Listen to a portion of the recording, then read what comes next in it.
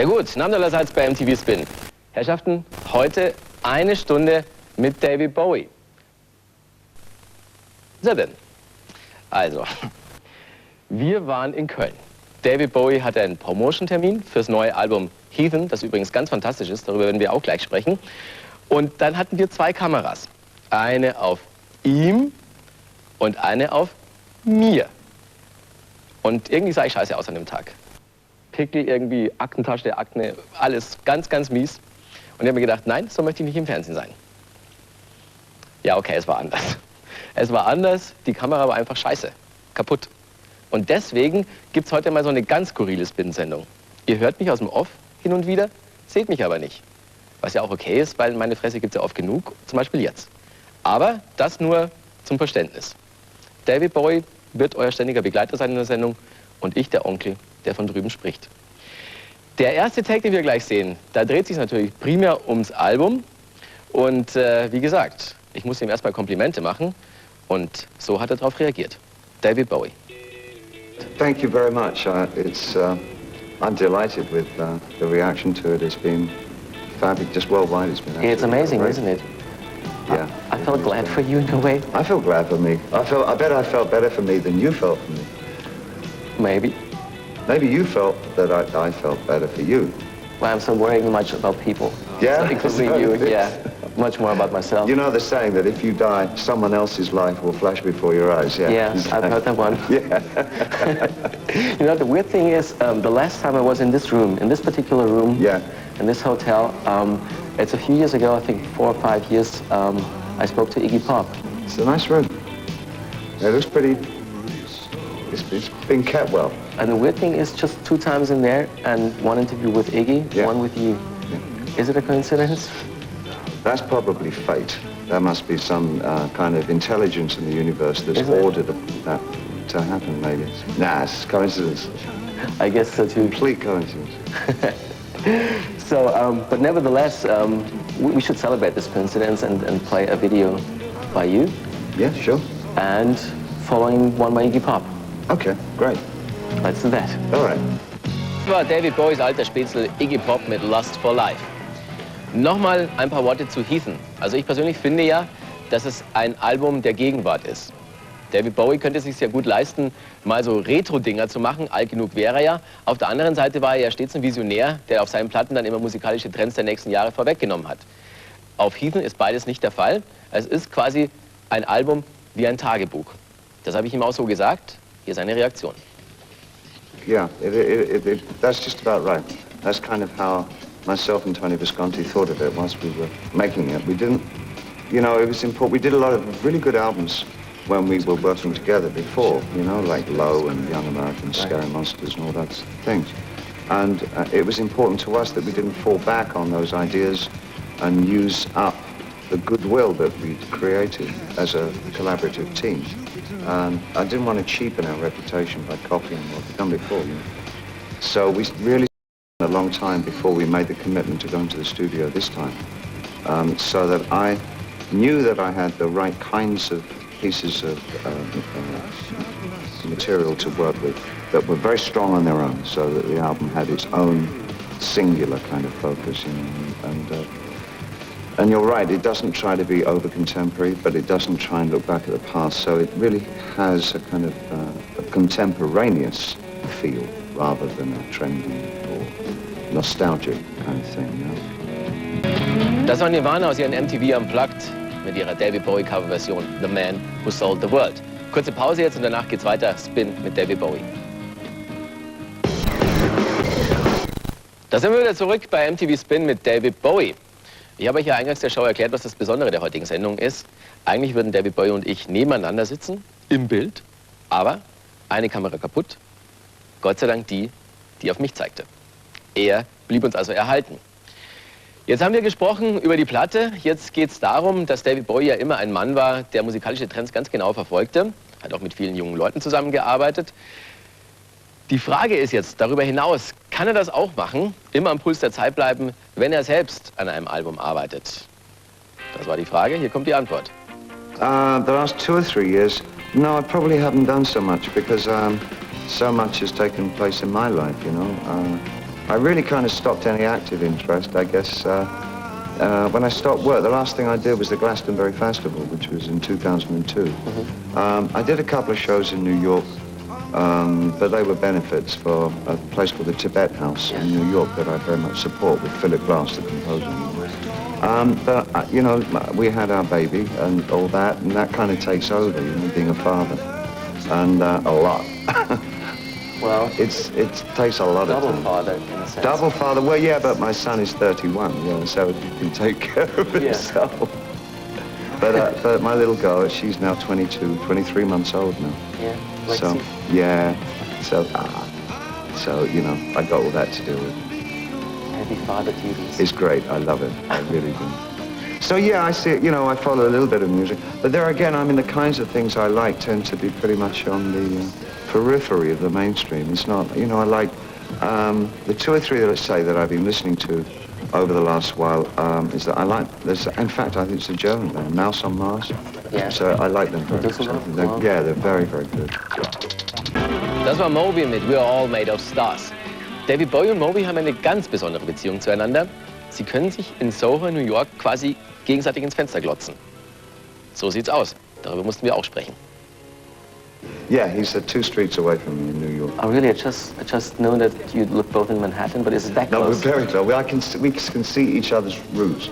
Really? Yeah, we're that close. Yeah. Well, I don't want to see. I don't want to see too much. Now, speaking of New York, your albums have been recorded in places like Tokyo, Berlin, New York. Yeah. And when I heard for the first time that you're going way up there near Woodstock in the countryside, yeah, I know. It felt strange in the first place. It felt very strange for me too. I wasn't excited by the idea at all. Wonderful guitar player who is working on this new album called David Torn, who works much in the style as, say, Robert Fripp or Adrian Belew. You know, it's that kind of feel. Very atmospheric, esoteric guitar player. It's great. But he kind of lives up there, and he said, you've got to see this studio. It's like no other studio you've ever been to, and very few people have worked there so far. It's a brand new studio that's set in an old house, and it has an atmosphere unlike anything. And I respect him as a person and his intelligence. I thought, well, I should go and see it. If David says it's worth seeing, it must be worth seeing, you know? And I didn't like the idea, but the moment I got there, I thought, we had to drive up this mountain, you know, like miles and miles up the mountain. And the whole of that area, 50 miles all the way around, was laid out before us. It was stunning, absolutely stunning. And it felt like isolated, and it had a kind of a majesty, a weight of its own. And it was a little bit sad because obviously a family had grown up in this huge, huge house, and they'd all kind of dissipated and left, you know. And so it felt like a house that had been abandoned, so on the top of an isolated mountain, so it had a certain thing, you know. That was at a point when you haven't written any material for the new record? I'd already started, no, I'd written a good 3/4 of it, yeah. We didn't even start looking for anything until I was well into the album and knew what the album was going to be. Also lyric-wise then? Yeah. At that point? So was there a major influence that this particular house had on the record in a way? Yeah, I think it probably kept everything a little somber, a little kind of... I guess there's an overriding feeling of melancholia in the album. You know? There's a certain kind of sadness to it that probably was pinpointed. Probably we focused in more on that because of the nature of the environment. It probably would have been a little tougher, harder, had we done it in Manhattan. You know, it would have had a harder edge to it. But this place, it breathed. I guess it let us keep space in there, if that doesn't sound odd. But we had this kind of a feeling of space in the album. Not space like up there, but breath. You know, it breathes better.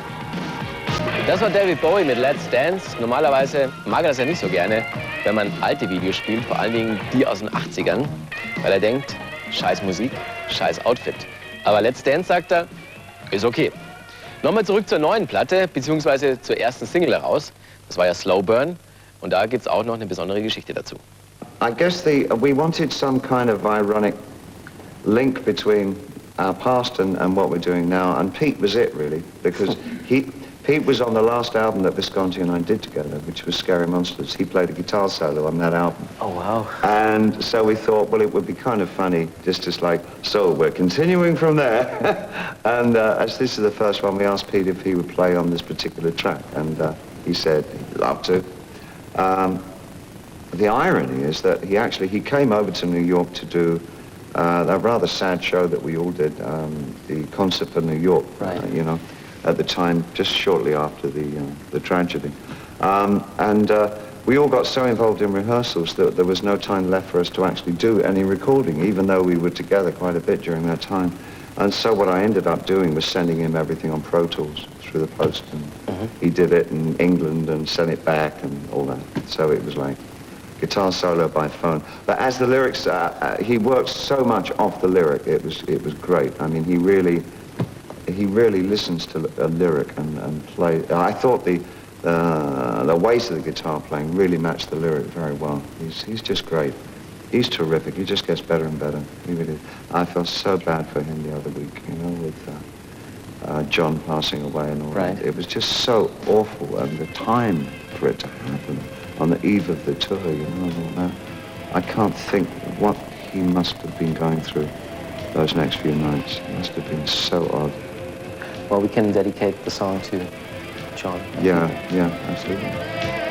I've heard you saying certain things about the 80s decade, things that you've done in there, things that you, I don't know, don't like in retrospect.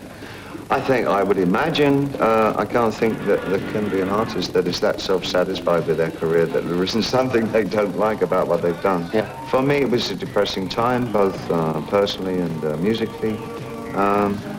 But overall, when I look back over what, I think I've made something like 26 albums. But, I really only feel bad about a couple, and so I feel kind of pretty comfortable with what I've done over the years. But the two that I didn't like literally followed each other back to back in the 80s. And I'd kind of grown indifferent with music at the time. I didn't understand the 80s at all. And it shows. I mean, I just didn't take much active part in the making the albums and all that. And I got lazy and la la la. Then my epiphany was with Tin Machine. And that saved my soul. Yeah, I remember. It was early 90s, right? Yeah. 90s? Yeah, well, we actually started in 1988. It was really, we started pretty early. But we really got going around 89. We did our first tour in 89. And the first album released there. And I learned what it was I really wanted to do at that time. And I think for the 90s, I thought, well, I look back on the night, I like pretty much everything I did in the 90s. I thought, there's some pretty interesting albums coming out now. And it's just going great. Just like what I'm doing. Ein letztes Mal willkommen zurück bei MTV Spin. David Bowie ist das Thema heute.